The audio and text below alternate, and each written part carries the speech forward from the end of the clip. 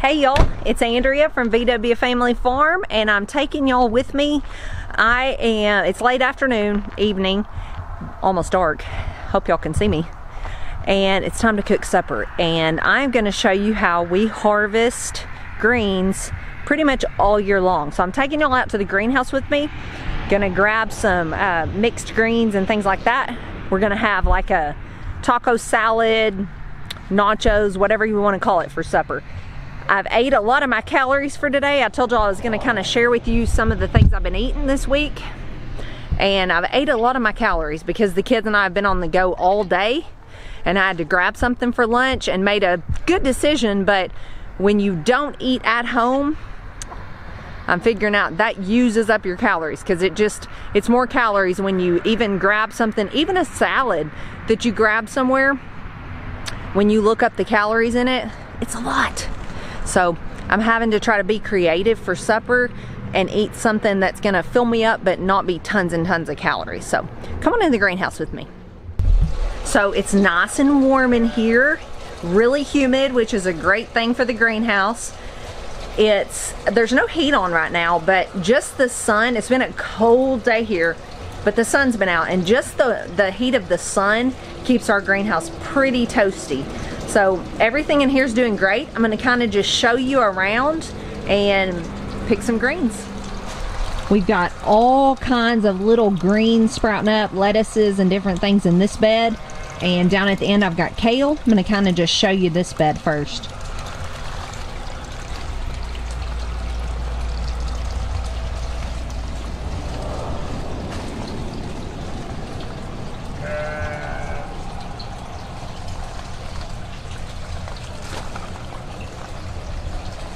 We've got a jungle of tomatoes.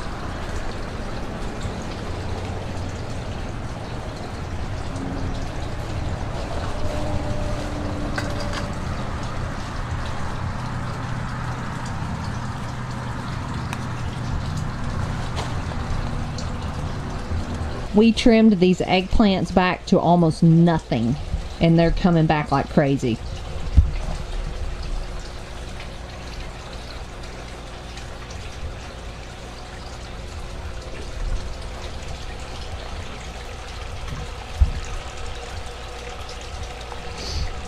I'm gonna take you and show you the other two beds. Ben has about got this water balance figured out, because things are growing, flowering like crazy, and we're in January and he's growing tomatoes. The water balance is key to this system.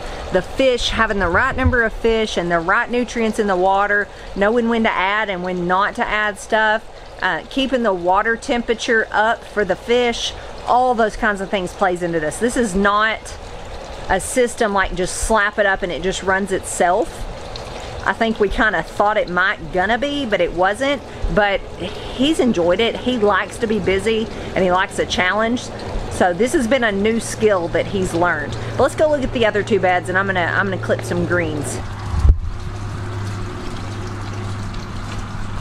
This is a papaya tree. It's doing crazy awesome.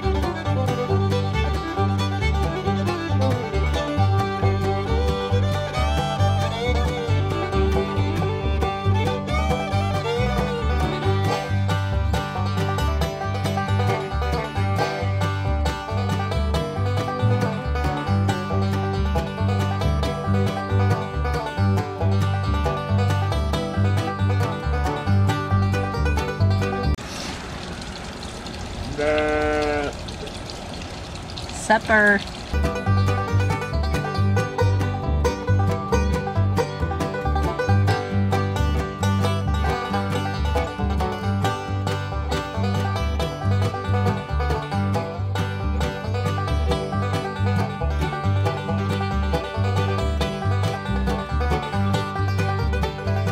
All right, I want to show y'all something I found funny. It's just proof that you plant something and give it what it needs, it's gonna grow. I don't even know if y'all can see what I just showed you, but there's a head of lettuce growing on the floor of the greenhouse. It's moist in here, and I guess the seed just fell down on the ground and it's growing. All right, it's getting dark in here. I don't even know if y'all can still see me. I'm gonna clip some kale and we're heading out of here.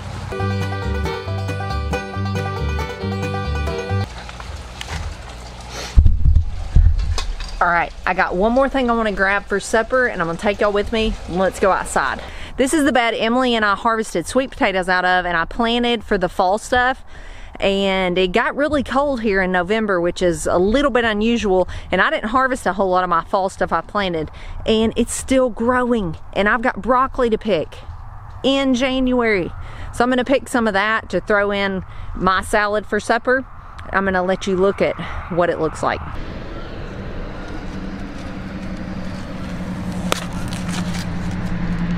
All right, guys, it got really dark on me outside really quick, so I may have to cut out that footage that I filmed out there, but what I was showing you, in case you don't get to see it, is the bed that Emily and I ripped out the sweet potatoes from, and then we replanted as a fall garden.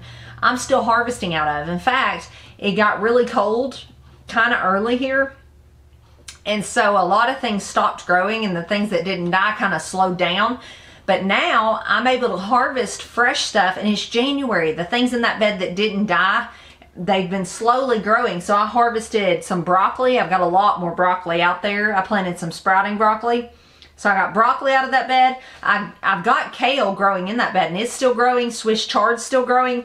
I had one collard green plant that I planted in there. I bought it as a plant, and I just harvested all this off of it. So my kids really don't care for the taste of collard greens, but I do. So what I'll do with these is just put them in a Ziploc bag or something in the fridge, and then I'll stir fry me some with my breakfast in the morning. I really like that. And then the things I got out of the greenhouse, where I've got more kale in there. So I got a bunch of kale and lettuces. I think that you're gonna be able to see that footage. I got 4 or 5 peppers. There's a ton of peppers out there. A lot of them are chili peppers that we're going to be harvesting and dehydrating. I've got an Excalibur dehydrator that I got back around the holidays when they were on sale that I love, and we're just dehydrating everything like crazy. I've made a bunch of good things in it, like kale chips that are delicious instead of messing with the oven. I got a lot of lettuces that, like I told you, we're going to be eating for supper. And I got 5 tomatoes. So I'm pretty pumped to be able to harvest food in the winter. And it's not just from the greenhouse, it's from outside too. I want to show you one last thing before I go tonight and get started on supper preparation. So let me get it out and I'll show you. All right. This is something the kids got me for Christmas. It is, let's see, what's it actually called? It says Progressive on the top. It is a, well, I call it a salad spinner, because for years I've harvested our lettuce, and if you grow lettuce in your garden, you know lettuce can be gritty because it involves dirt, especially when you're growing it outside in the ground. Now in an aquaponics system, it's not so much, but you take fresh lettuce from outside and you put it in a sink full of water, and a lot of times what you wind up with is soggy little leaves that get kind of slimy, and it's really not very good anymore. It's nothing like you buy in those boxes at Walmart that are nice and dry and just fresh and crisp. Well, this thing is awesome, and this was $10 at Walmart, because I actually showed it to them one day and I said, if y'all are buying me something for Christmas, buy this, because I want one, and it's awesome, y'all. So what I'm gonna do, I'm gonna show you how I use it. It's got this basket inside. It's like a colander. So I'm gonna put all the lettuce in here and shower it with water, and I'll show you what we're gonna do. Okay, so I'm just gonna pile all this lettuce down in here.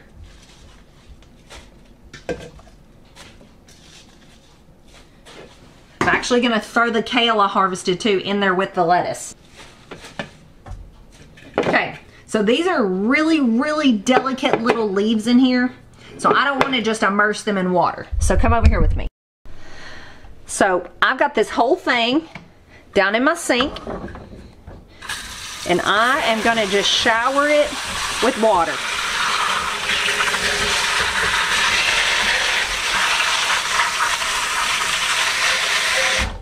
Now let's say your lettuce is really dirty. Now this came out of a greenhouse, so it's really not that dirty. It's really not even that necessary that I wash it at all, but I'm gonna rinse it off. You could fill this thing up with water and let it really, really wash it good. I'm not gonna do that, and I'm gonna go ahead and dump that out. Now here is where the magical part comes in. This little lid goes on. This is really technical. You just pull this string and it spins it. See if you can see it as I pull it. Okay, and if you spin it and you want it to stop, if you spin it and you want it to stop, this is a brake that just stopped the whole thing from spinning. Okay, open it up. It spun all that water and some dirt and stuff out of it. Now I'm going to do it again, see if I get any more water.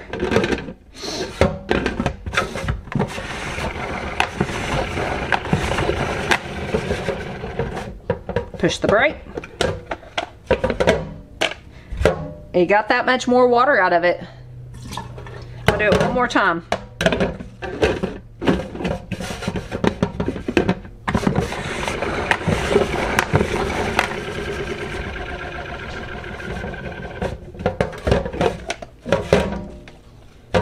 So it got probably a tablespoon, but it's pretty much done. So you guys excuse my towel and everything in the background. I made sourdough today and that's what's on my cabinet. So if you don't have one of these, you need one. Like I said, Walmart, $10. Can't beat it. And there's no like motor or anything in it really to go wrong or break. I think it'll last for years. It's perfect for off-grid and all that.